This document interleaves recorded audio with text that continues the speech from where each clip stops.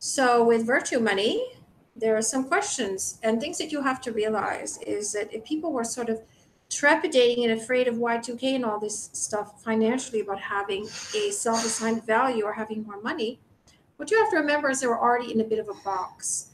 So it's unlikely that anything really grossly out of the ordinary would happen from regular citizens if the virtue money economy became real.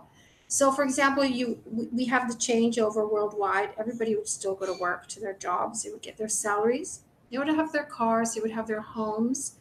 They would have everything.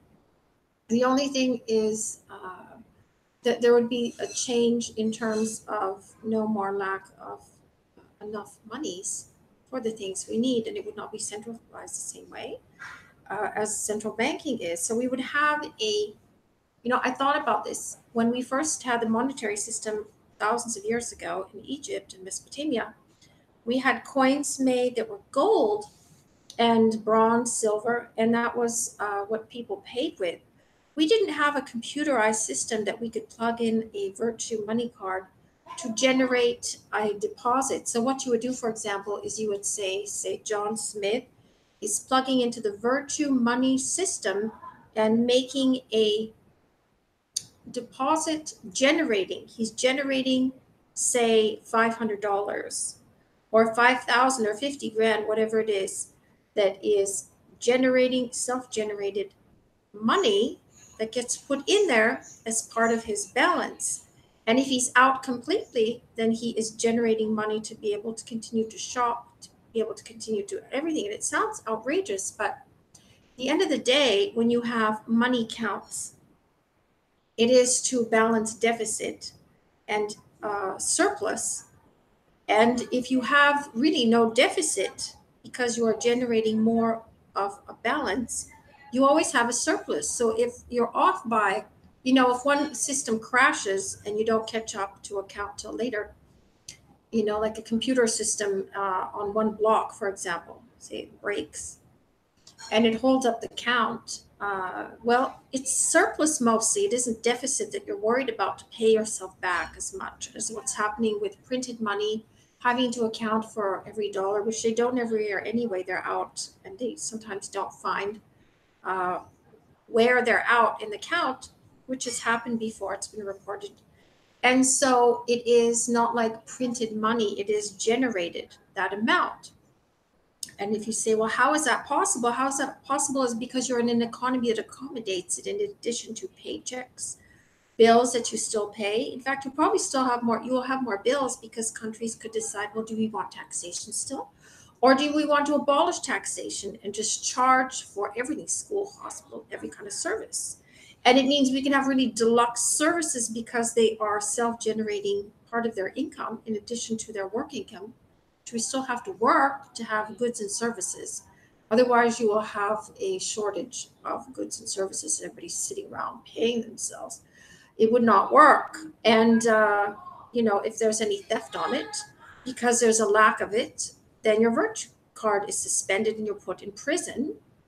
And you have no spending rights of any kind if you have to steal on virtue money economy where you have monies to pay for everything and have no excuse. You just wanted the luxury item that wasn't available.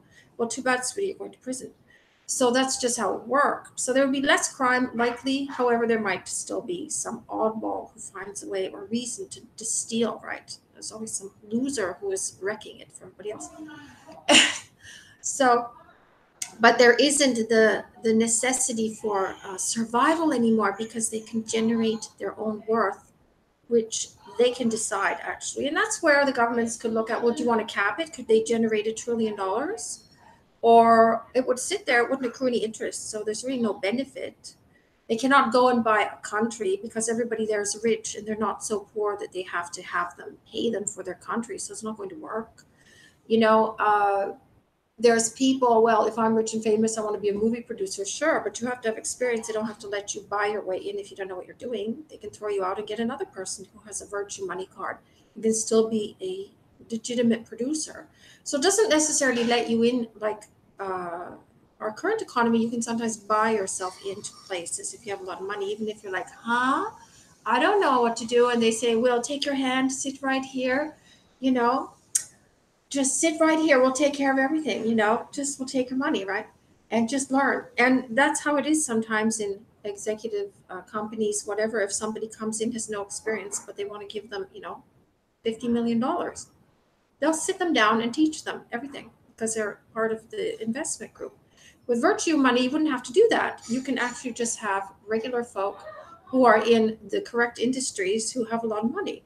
So it would actually help to protect our services and goods to be authentic by those trained in an industry or highly gifted from their own experience and knowledge in other ways that they've applied to it and have tried, tested, and proven, or whatever it is, or their theories are of interest and are proven to be successful. So it would actually help to make our world more structured, more organized, run by the best professionals in their industries.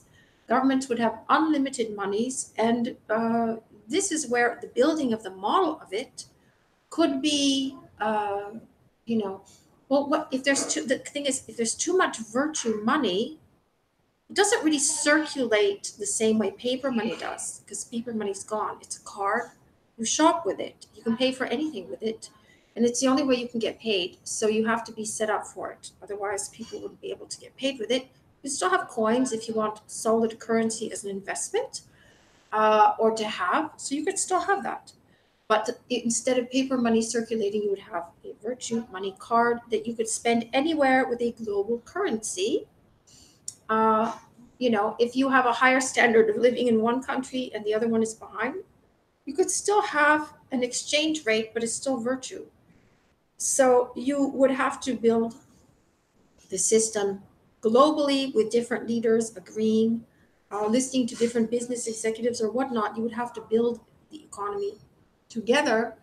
And then you would probably take about a year to build all of the machinery, all of the new computer systems that would be waiting, all the infrastructure built, and then at a designated time, the old economy is turned off and everything goes on the virtue money system, and it's global. And so that's possible to build, eradicating poverty and eradicating everything. So in the other videos, it tells you more about what it is. But really, I cannot see any detriment to our world having it. If anything, we will have unlimited money to build spaceships, to build higher technologies. We don't have to be stuck with the same old technology longer. If there's more waste and refuse, well, then you find ways of quantum annihilation to get rid of the stuff. So you don't have piles of it. That's what the Andromedans do. They just beam a very strong laser at it and it's gone, poof, which is what the garbage solution is for most advanced societies. And if you have unlimited funding and money from yourselves, you'll be able to build all of that stuff. And there's a lot of scientists that are itching to do this. And it's frustrating because they don't have the funding or they don't have the system in place and they can't yet. And so those are all things that, is there a shortcut out of all that? You bet there is. If you have unlimited money in something like a virtue economy system. And so I welcome governments and executives and all kinds of people to study the videos on it, economists to study it, and to see what they come up with and how they would build a virtue economy, virtue money economy for the benefit of all of mankind. And then maybe one day they'll meet. Maybe it'll be a reality. We'll see. Take care. All things have to change if there's better systems that we arrive at as a society one day, and this might be one of them.